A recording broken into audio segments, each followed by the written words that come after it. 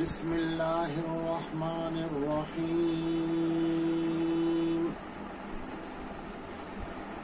الحمد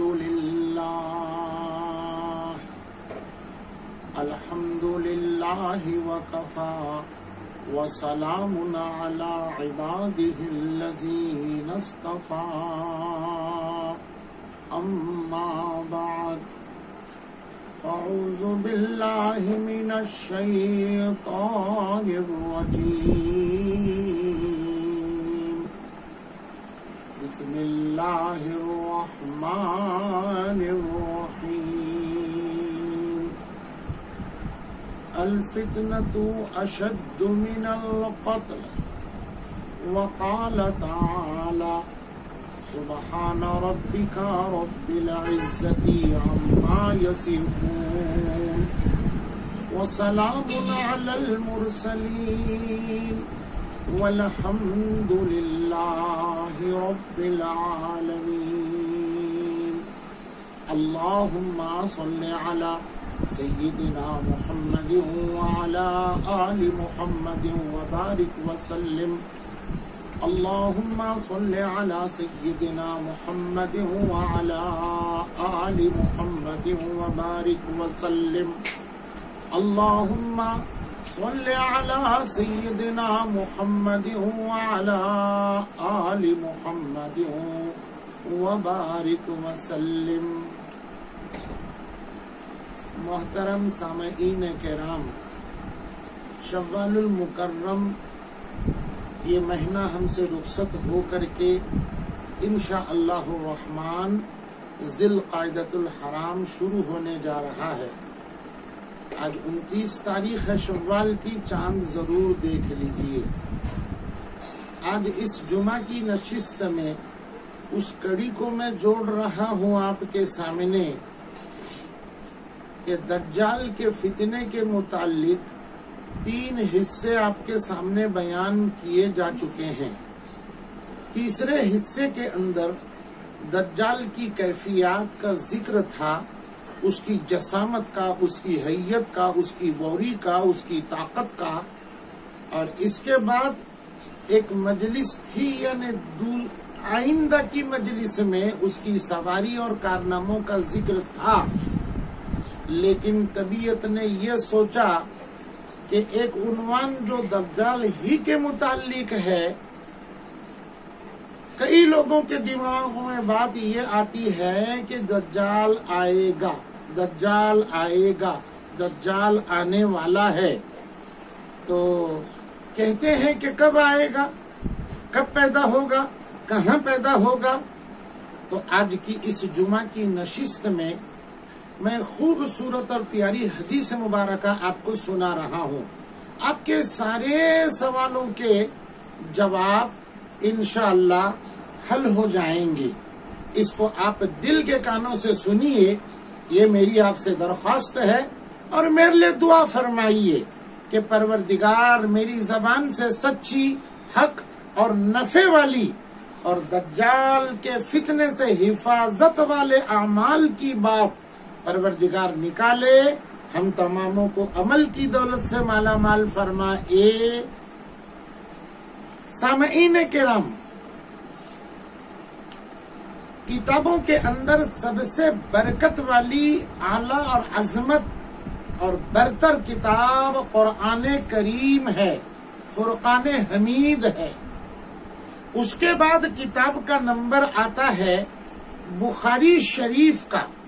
ایک حدیث مبارکہ کی مستند اور بہترین کتاب ہے.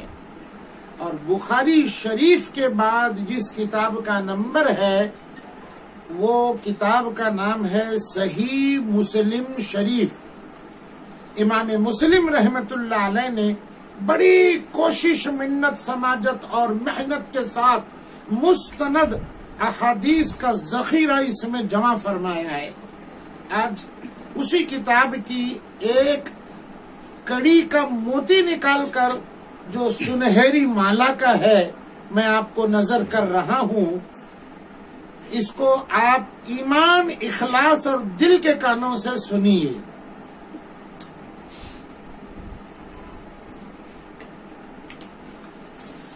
ایک صحابی ہیں، نام ہے ان کا عامر بن شراحیل رضی اللہ تعالی عنہ۔ ایک صحابی ہے، نام ہے ان کا عامر ابن شراحیل رضی اللہ تعالی عنہ۔ وہ کہتے ہیں کہ میں نے فاطمہ بنت قیس کی زبان سے یہ حدیث مبارکہ سنی۔ اس کو بیان کرنے والی ہیں فاطمہ بنت قیس، بہت بڑی مجاہدہ عارفہ آقا صلی اللہ علیہ وسلم کے زمانے میں گزری ہے۔ اسلام کی سب سے پہلی جو ہجرت ہو گئی، اس ہجرت کے اندر ان کا بھی شمار تھا۔ ان کا نکاح مغیرہ کے ایک نوجوان قریشی لڑکے کے ساتھ ہو گیا۔ 1 سال کے بعد پھر طلاق بھی ہو گئی۔ عدت گزارنے کے لیے پیارے آقا صلی اللہ علیہ وسلم نے عبداللہ ابن ام مکتوم رضی اللہ تعالی عنہ کے گھر بھیجا، یہ تمہارے چچرے بھائی ہیں، وہاں عدت گزارو۔ کہتی ہیں فاطمہ بنت قیس رضی اللہ تعالی عنہا، اب سنیے، بڑے غور کے ساتھ سنیے، میں اپنے عدت کا آخری دن گزار کر کے صفائی کے ساتھ اپنے گھر بیٹھی ہوئی تھی، میرے کان میں ایک آواز پڑی، الصلاۃ جامعہ، الصلاۃ جامعہ، الصلاۃ جامعہ، نماز کے لیے جمع ہو جاؤ، جمع ہو جاؤ، سارے جمع ہو جاؤ۔ اب لوگ دوڑتے ہوئے چلتے ہوئے بس مسجد نبوی کے طرف چلے۔ میں نے بھی وضو کیا اور میں بھی چل پڑی مسجد نبوی کے اندر۔ صفے صحابہ کی بھری ہوئی تھی اور پچھلی سب ہم خواتین کی تھی، اس میں نماز میں شریک تھی۔ پیارے آقا صلی اللہ علیہ وسلم نے نماز پڑھائی اور نماز پڑھانے کے بعد آقا صلی اللہ علیہ وسلم ممبر مبارک کے اوپر چڑھ گئے اور بیٹھ گئے۔ بیٹھنے کے بعد آپ صلی اللہ علیہ وسلم صحابہ کو دیکھ کر، حاضرین کو دیکھ کر مسکرانے لگے۔ سارے صحابہ پر ایک سکون طاری ہو گیا۔ اللہ اکبر کبیرہ۔ پیارے آقا صلی اللہ علیہ وسلم نے بیان فرمایا، یہ فاطمہ بنت قیس کہہ رہی ہیں، آج میں آپ کو ایک بہت بڑی خوشخبری سنانے والا ہوں، اور وہ خوشخبری کہیں مال میرے پاس آ گیا ہے، وہ تقسیم کی خوشخبری نہیں، میں آج آپ کو ایک خوشخبری اور سنانے والا ہوں۔ وہ خوشخبری کسی بھیانک دشمن کا قبیلہ حملہ آور ہونے والا ہے، اس کے بچاؤ کی تدبیریں اس سے زیادہ موجود ہیں۔ یہ خوشخبری نہیں بلکہ ایک بہترین بات سنانے والا ہوں، اور وہ بات میرے ایک پیارے صحابی جن کا نام ہے حضرت تمیم داری رضی اللہ تعالی عنہ، یہ میرا صحابی وہ صحابی ہے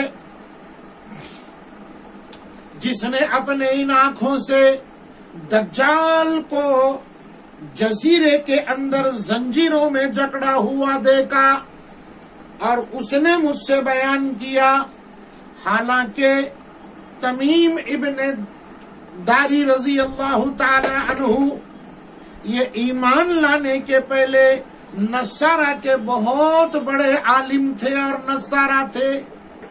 ایمان قبول کیا، مسلمان ہو گئے، مشرف باسلام ہو گئے، اور اسلام لانے کے بعد خوشی خوشی میری دعائیں لے لی اور کہنے لگے، اے اللہ کے پاک پیغمبر صلی اللہ علیہ وسلم، آج میں آپ کو ایک عجیب بات سنا رہا ہوں جو میں نے میرے آنکھوں سے دیکھا ہے۔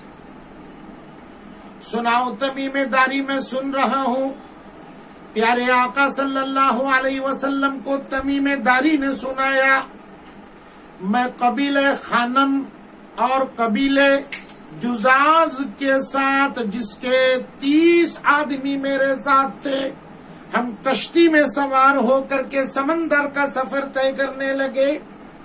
بہت دور تک چلے گئے، سمندر کے اندر طوفان آ گیا، تھپڑے ہماری کشتی کو ٹکرانے لگے، کشتی اوپر سے نیچے، نیچے سے اوپر، بائیں سے سیدھے، سیدھے سے بائیں اچھل کود کرنے لگی، اور نہ جانے یہ اس کے سمندر کے تیزی کے ساتھ، بہاؤ کے ساتھ جو طوفان آ رہا تھا، ہماری کشتی نہ جانے کہاں لگ گئی، ہم کو پتہ ہی نہیں چلا۔ تمیم داری کہتے ہیں یا رسول اللہ صلی اللہ علیہ وسلم، سمندر کے ایک کنارے پر ہم آ گئے، کنارہ دیکھنے کے بعد اطمینان ہو گیا، غروب کا وقت ہو چکا تھا، سارے کے سارے 30 آدمی میرے ساتھی اور میرے قبیلے کے ہم اتر گئے، لیکن آگے جانے لگے تو دیکھا کہ ایک عجیب جانور ہمارے سامنے کھڑا ہے جو 4 پیر والا ہے، اس کے سر کے اوپر، پیٹھ کے اوپر، بدن کے اوپر اتنے بال بڑے ہیں، گھنے ہیں۔ ہم کو مشکل ہو گیا کہ اس کا اگلا کدھر ہے، پچھلا کدھر ہے، اس کا سر کدھر ہے اور اس کی دم کدھر ہے، وہ بالکل جھگڑا ہوا تھا۔ لیکن یا رسول اللہ صلی اللہ علیہ وسلم، وہ جانور ہم سے بات کرنے لگا، گھبراؤ نہیں، میں جانتا ہوں تم کون ہو، تم کس قبیلے سے آئے ہو، کہاں کے رہنے والے ہو۔ تسلی ہو گئی ہم کو۔ پہلے تو کشتی پھنس کر کے نہ جانے کہاں جزیرے میں نکلی، رات کا ٹائم شروع ہوا ہے اور یہ جانور ہم سے بات کر رہا ہے۔ اچھا بتائیے آپ کون ہیں اور اس جزیرے کے اندر آپ کیا کر رہے ہیں؟ میں نہیں بتاؤں گا، میرے ساتھ چلو۔ وہ جو وہاں موجود ہیں وہ آپ کے منتظر ہیں، آپ کے انتظار میں۔ یا رسول اللہ صلی اللہ علیہ وسلم، پہلے تو خوف تھا کشتی کے ٹوٹ جانے کا اور کشتی کنارہ لگ کر کے کہیں اور جانے کا، جانور کا خوف، اور تیسرا نہ جانے یہ کہاں لے کر جا رہا ہے۔ ایک کھنڈر آ گیا، ایک جزیرہ آ گیا، اس کے اندر ایک بہت بڑی عمارت جو سائڈ سے عمارت تھی اور بیچ میں کھلی تھی، اور وہاں ہم نے اپنے آنکھوں سے یہ حال دیکھا، ایک ایسا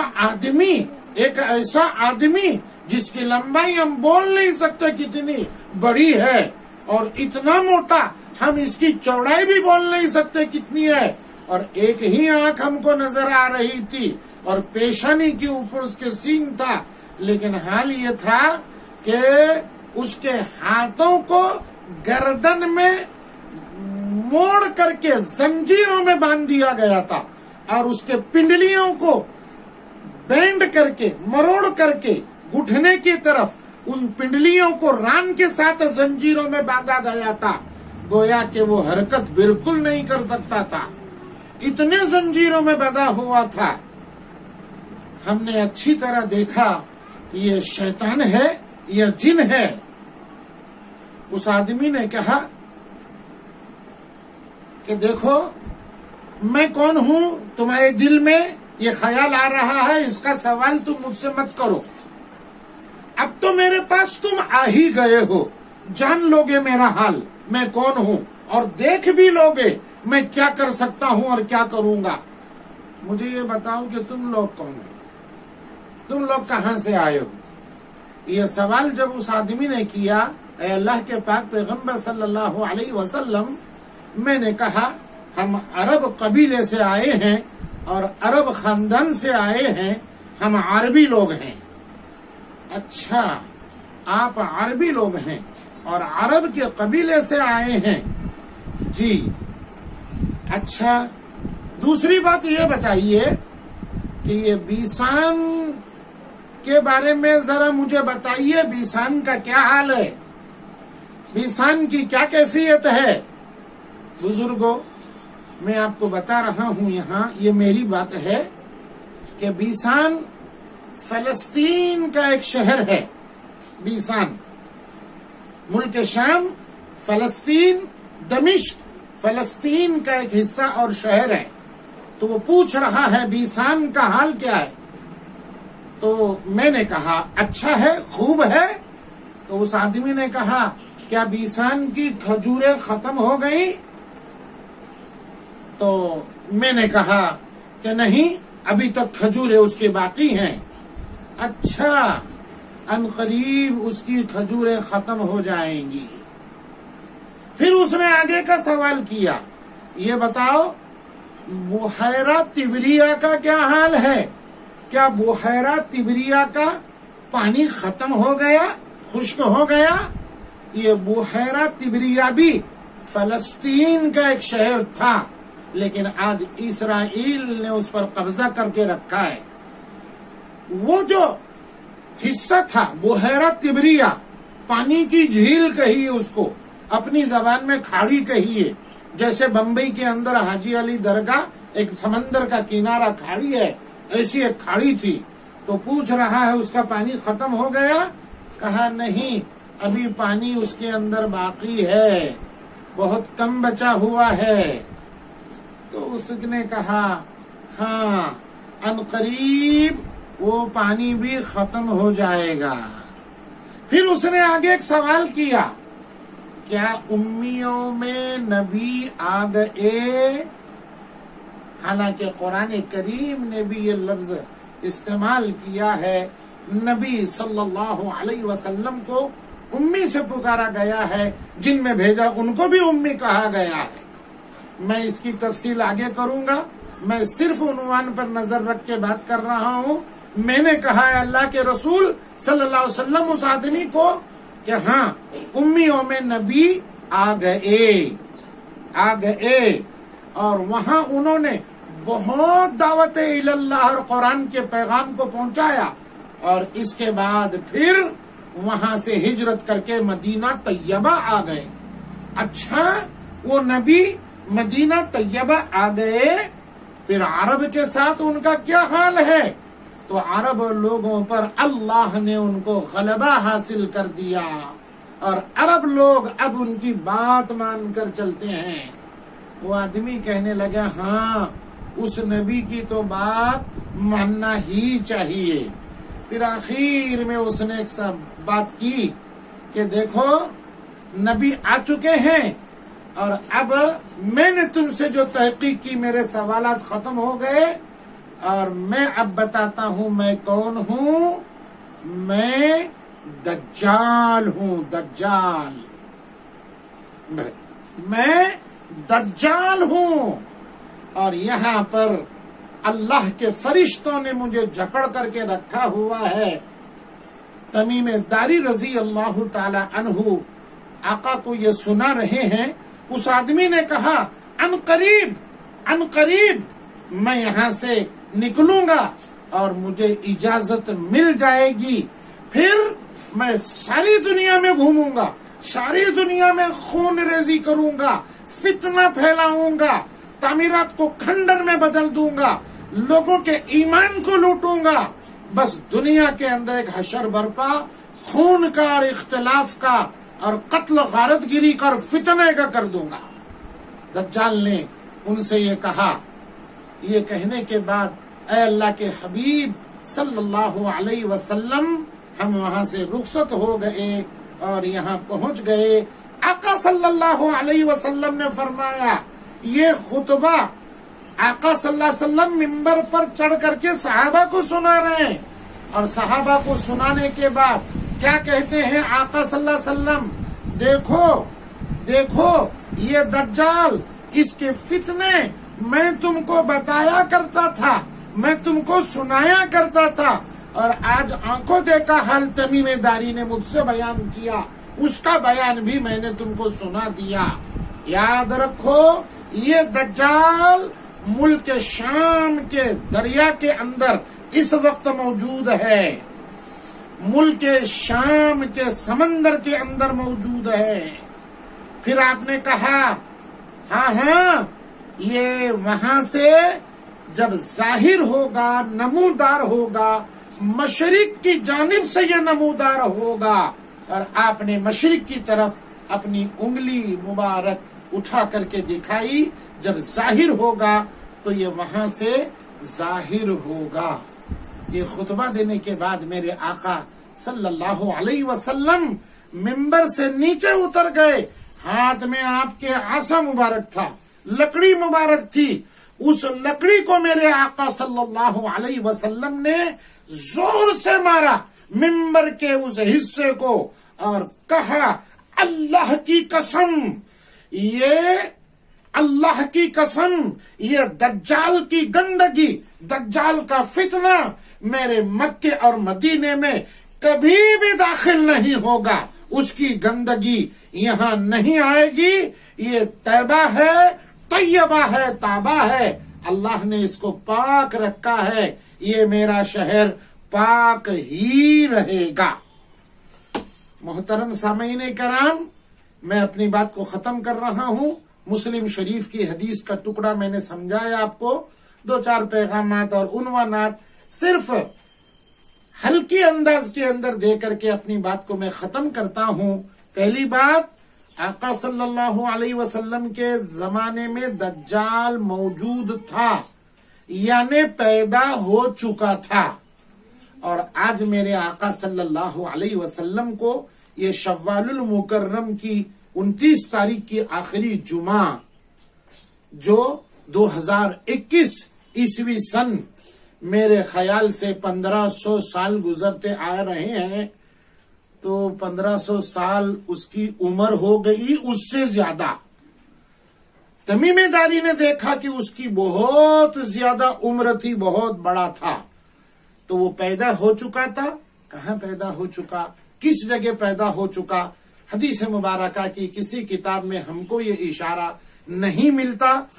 جو میرے اکابر، میرے بڑے بزرگ علماء ربانیین سے بات پہنچتی ہے کتاب کے ذریعے، صحبت کے ذریعے اور ان کے سنانے کے ذریعے، آپ کے سامنے بس پہنچایا جا رہا ہے، بھیجا جا رہا ہے۔